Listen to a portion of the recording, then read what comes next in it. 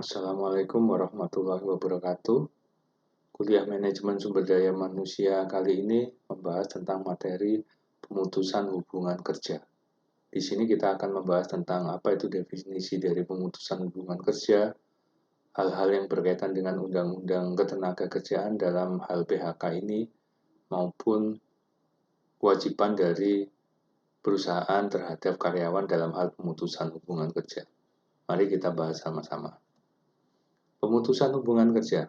Kita lihat dari definisinya berdasarkan dari Undang-Undang Ketenagakerjaan ya, nomor 13 tahun 2003, pada pasal 1 ayat 25, pemutusan hubungan kerja, pengakhiran hubungan kerja karena suatu hal tertentu yang mengakibatkan berakhirnya hak dan kewajiban antara pekerja dan pengusaha. Jadi antara kedua belah pihak berakhir hak dan kewajibannya.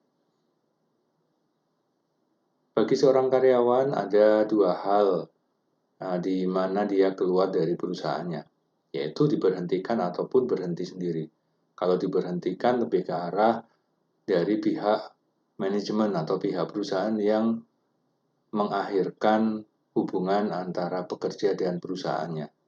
Misalnya sudah memasuki usia pensiun, pengurangan karyawan, habis kontrak, cacat permanen yang nanti tidak sesuai dengan spesifikasi kerja, ataupun melakukan kesalahan fatal, kriminal misalnya, nah ini diberhentikan.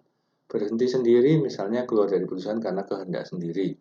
Jadi misalnya mengundurkan diri, pensiun dini, pindah tempat tinggal, ya, atau dia mendapatkan jenjang karir yang lebih baik mungkin di tempat lain. Nah ini berhenti dengan sendirinya. Dalam hal pemutusan hubungan kerja yang harus diperhatikan, ada hal-hal yang harus dilakukan dalam pemutusan hubungan kerja. Pertama adalah surat keterangan PHK. Nah, ini contoh surat PHK-nya. Nah, di dalam surat PHK ini harus ada alasan PHK, alasan pemutusan hubungan kerjanya apa.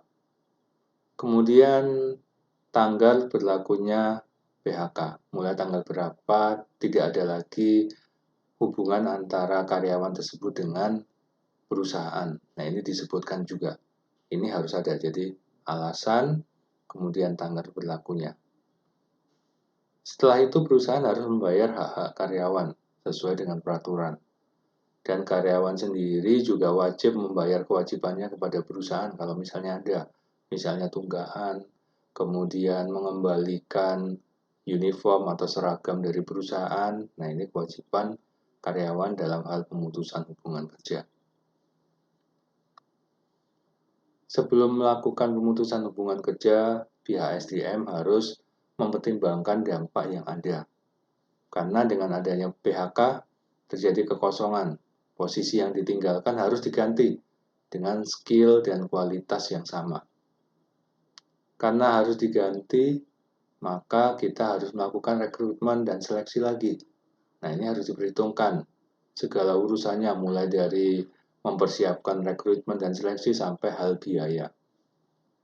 Berpotensi mengganggu proses kerja karena ada posisi yang lowong, apalagi lama tidak bisa mendapat gantinya, maka ini akan mengganggu proses kerja.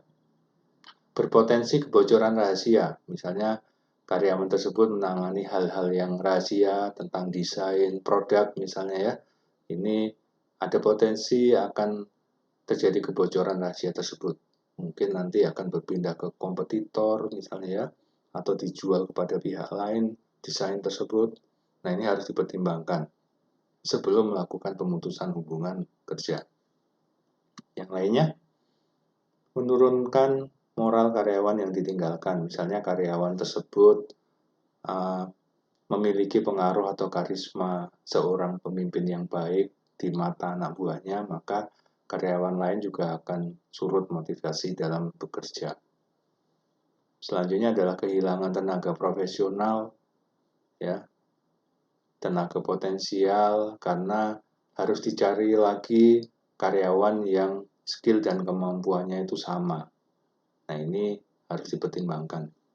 Selanjutnya adalah harus mengeluarkan sejumlah biaya. Misalnya dalam PHK tentu ada kewajiban perusahaan membayar karyawannya biaya-biaya lain yang mungkin timbul, uang pensiun, uang pesangon, uang penggantian hak, dan sebagainya. Termasuk biaya rekrutmen, misalnya harus dicari penggantinya. Nah, dampak-dampak inilah yang harus dipertimbangkan sebelum melakukan pemutusan hubungan kerja. Menurut Pasal 153 Undang-Undang Nomor 13 Tahun 2003 tentang Ketenagakerjaan, ada beberapa hal di mana pengusaha dilarang melakukan pemutusan hubungan kerja. Sebagai contoh, misalnya pekerja yang berhalangan masuk karena sakit dan sesuai dengan keterangan dokter, nah itu tidak boleh di PHK. Asal tidak melampaui 12 bulan secara terus-menerus.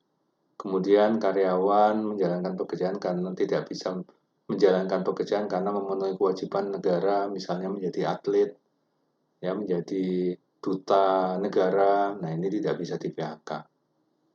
Menjalankan ibadah tentunya misalnya haji, nah ini harus diberi izin dan dilarang untuk di PHK. Menikah tentu saja, kemudian bagi karyawan perempuan misalnya hamil, melahirkan, menyusui bayinya, ini juga harus diberi hak yang sama dengan karyawan lain dan dilarang melakukan pemutusan hubungan kerja. Demikian juga dengan alasan-alasan yang lain, silakan dipelajari juga. Ya. Termasuk di sini misalnya, ini yang sering terjadi di perusahaan, pekerja mendirikan atau menjadi anggota, menjadi pengurus serikat pekerja.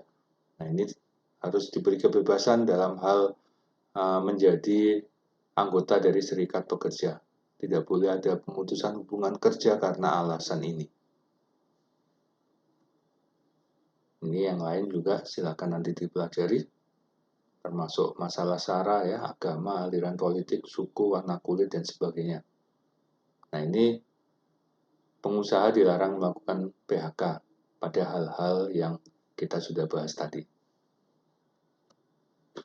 Kalau misalnya ada pemutusan hubungan kerja, maka ada kewajiban yang harus dibayarkan oleh perusahaan atau oleh pengusaha, yaitu uang pesangon, uang penghargaan masa kerja, uang penggantian hak lain yang seharusnya diterima.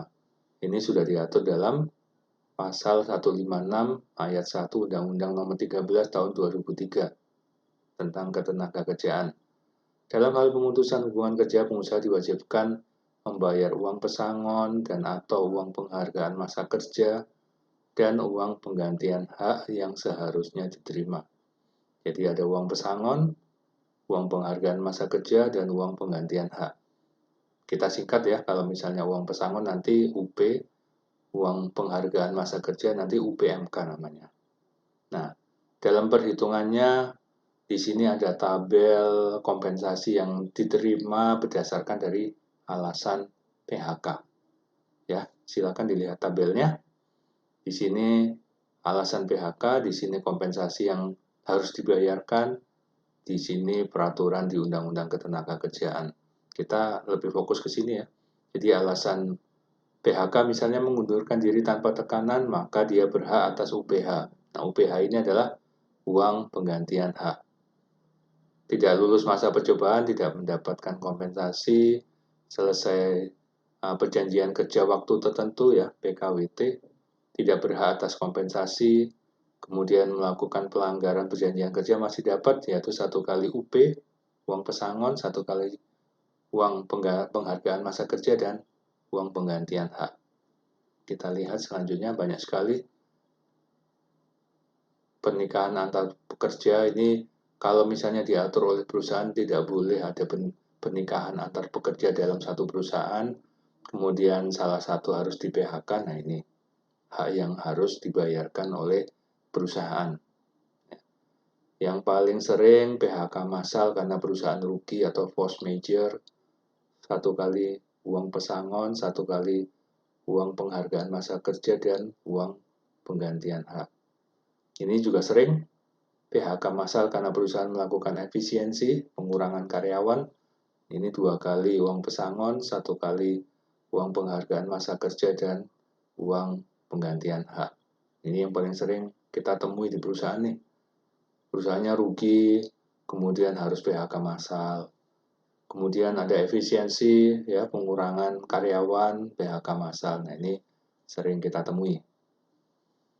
Perusahaan pilot, ya, tutup perusahaannya, 1 kali uang pesangon, 1 kali uang penghargaan masa kerja, dan uang penggantian hak. Pekerja meninggal dunia, kemudian mangkir 5 hari masih dapat, kemudian pekerja sakit berkepanjangan karena kecelakaan kerja, ini harus ditunggu sampai 12 bulan bagaimana kondisinya, apakah bisa bekerja lagi atau tidak. Nah, ini adalah tabel besarnya kompensasi berdasarkan dari alasan PHK. Tabel ini nanti bekerja dengan digabung oleh tabel-tabel yang lain, misalnya tabel masa kerja. Kita lihat lagi. Nah, ini ada perhitungan uang pesangon berdasarkan dari pasal 156 ayat 2 Undang-Undang Ketenagakerjaan. Nah, ini kita lihat berdasarkan dari masa kerjanya. Ini uang pesangon yang didapat. Contohnya, kalau misalnya kurang dari 1 tahun masa kerjanya, maka mendapatkan 1 bulan upah. 1 tahun atau lebih tetapi kurang dari 2 tahun, 2 bulan upah. Misalnya masa kerjanya lama, 4 tahun atau lebih tetapi kurang dari 5 tahun, maka 5 bulan upah. Kalau misalnya 7 tahun, ya, maka di sini 7 tahun atau lebih tetapi kurang dari 8 tahun, ya, 8 bulan upah. Lebih dari 8 tahun, maka 9 bulan upah uang pesangonnya. Nah, ini tabel uang pesangon yang bisa didapatkan berdasarkan dari masa kerja karyawan. Tabel berikutnya adalah untuk uang penghargaan masa kerja. Ya, tadi pesangon, ini uang penghargaan masa kerja atau disingkat UPMK. Nah, ini berdasarkan dari masa kerjanya dan ini hak yang didapat oleh karyawan. Sebagai contoh misalnya 3 tahun atau lebih tetapi kurang dari 6 tahun, maka 2 bulan upah. Misalnya dia bekerja sudah cukup lama, 12 tahun atau lebih tetapi kurang dari 15 tahun, berarti 5 bulan upah untuk UPMK-nya saja. Di sini sampai 24 tahun atau lebih, ya, mendapatkan 10 bulan upah. Ya, ini untuk uang penghargaan masa kerja.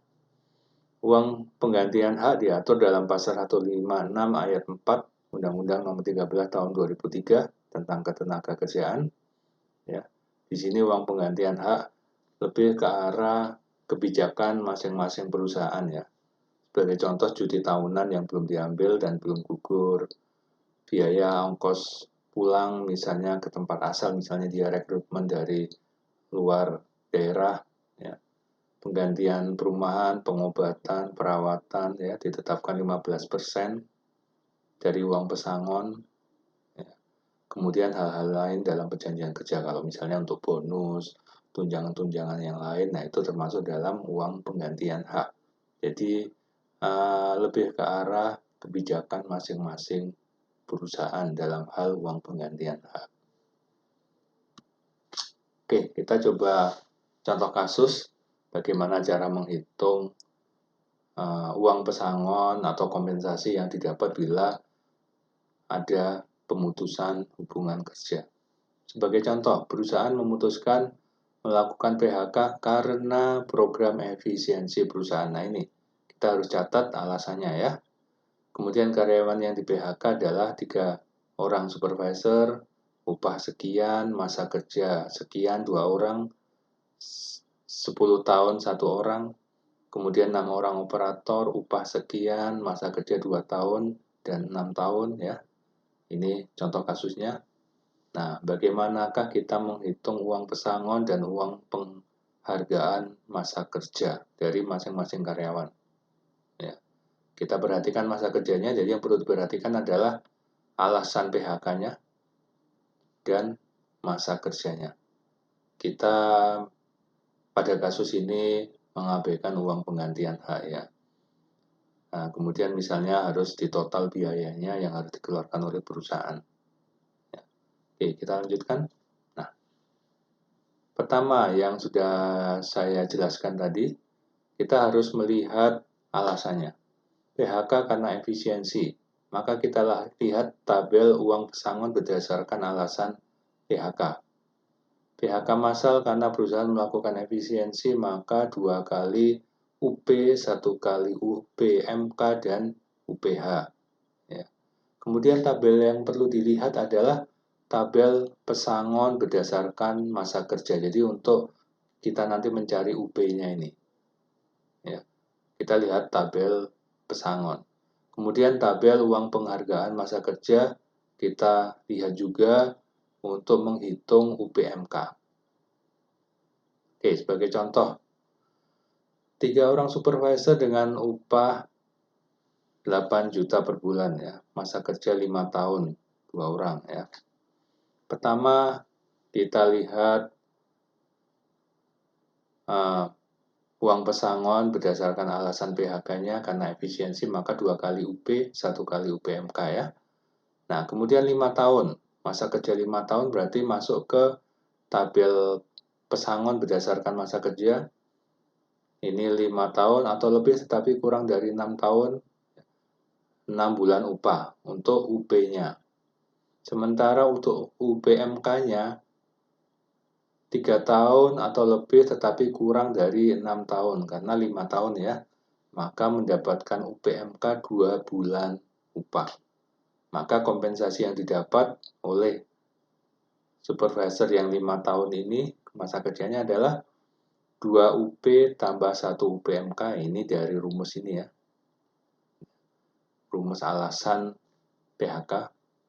Kemudian UP-nya kita lihat dari tabel masa kerja untuk uang pesangon.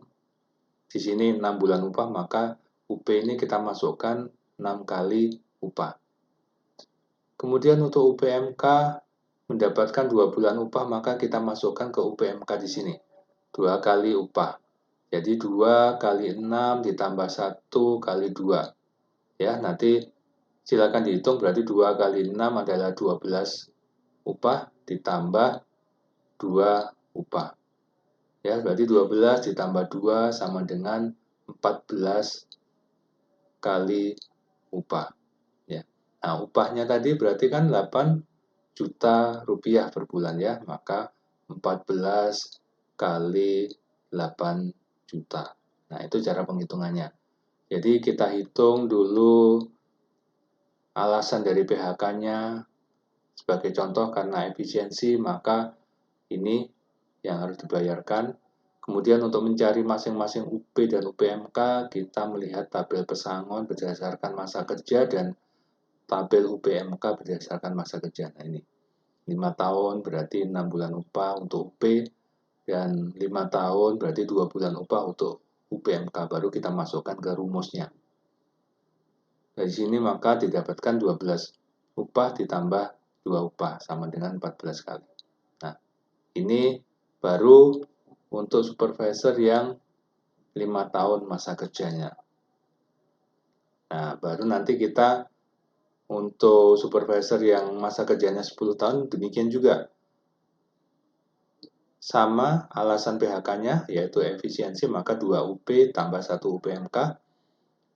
Di tabel uang pesangon berdasarkan dari masa kerja dan UPMK berdasarkan masa kerja yang berbeda. Ini 9 kali upah, kalau ini tadi 6 kali upah ya. Ini 9 kali upah. Kemudian yang untuk UPMK kalau tadi 2 kali upah, maka di sini 4 kali upah karena masa kerjanya lebih lama, 10 tahun. Maka menjadi 18 upah ditambah 4 upah sama dengan 22 kali upah. Jadi 22 kali 8 juta. Nah, demikian cara perhitungan kompensasi yang harus dibayarkan oleh perusahaan kepada karyawan yang di PHK. Jadi berdasarkan dari alasan PHK-nya, kemudian untuk uang pesangon dan uang penghargaan masa kerja berdasarkan dari masa kerjanya. Nah, nanti silakan dihitung juga nih yang untuk operator. Ya, silakan dikalikan dengan gaji per bulannya. Nah, demikian cara menghitung kompensasi untuk pemutusan hubungan kerja yang harus dibayarkan oleh perusahaan kepada karyawannya. Oke, kita sudah membahas tentang definisi, kemudian beberapa peraturan dalam undang-undang ketenagakerjaan, sampai kewajiban yang harus dibayarkan oleh perusahaan. Silakan dipelajari materi yang sudah dibagikan sebagai pendalaman pengertian tentang pemutusan hubungan kerja. Sekian, terima kasih.